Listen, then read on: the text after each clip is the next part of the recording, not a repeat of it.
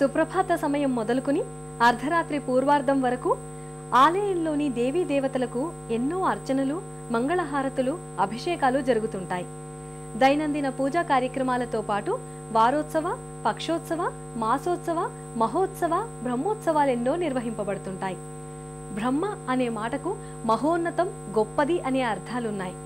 ఈ అర్థంలోనే ఆ సంవత్సరంలో దేవాలయంలో జరిగే అన్ని ఉత్సవాల కంటే పెద్దవి, భారీ ఎత్తున నిర్వహింపబడేవి కాబట్టి వీటిని బ్రహ్మోత్సవాలు అంటారు.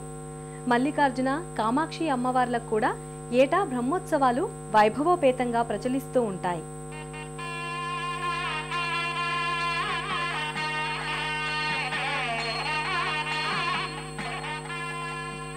ఆలయాల వార్షిక ఉత్సవాలలో బ్రహ్మోత్సవాలకే అగ్రపీఠం.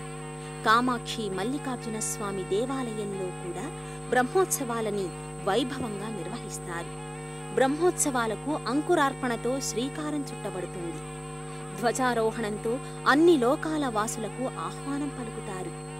దివ్యులు అంటే దేదీప్యమానంగా దర్శనమిచ్చేవారని అర్థం.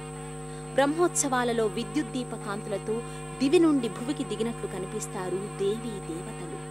దివ్యత్వానికి ఉన్న శక్తిని నిరూపించే ఈ వాహన సేవలో స్వామివారు శేషవాహనం మీద, పుష్పమృగ సింహవాహనం మీద, హంసవాహనం మీద, గజవాహనం మీద ఊరేగుతూ కళ్యాణోత్సవంలో లోక కళ్యాణ కారకుడవుతాడు. రావణ సేవ, వెండి నంది సేవ, అశ్వవాహన, అలకతోపులు భక్తులకు నయనానంద కారకాలు. ధ్వజ అవరోహణంతో బ్రహ్మోత్సవాలు ముగిశాయనే సందేశాన్ని అన్ని లోకాలకు తెలియచేస్తారు.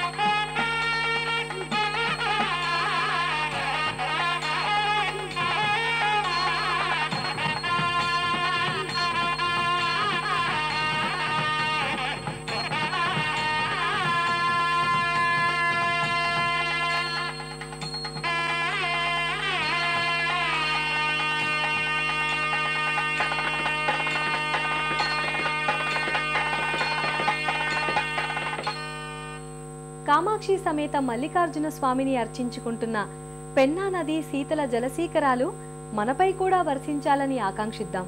మరో దేవమందిర విశేషాలతో మరో తీర్థయాత్ర కార్యక్రమంలో మళ్ళీ కలుసుకుందాం. అంతవరకు సెలవు. నమస్కారం.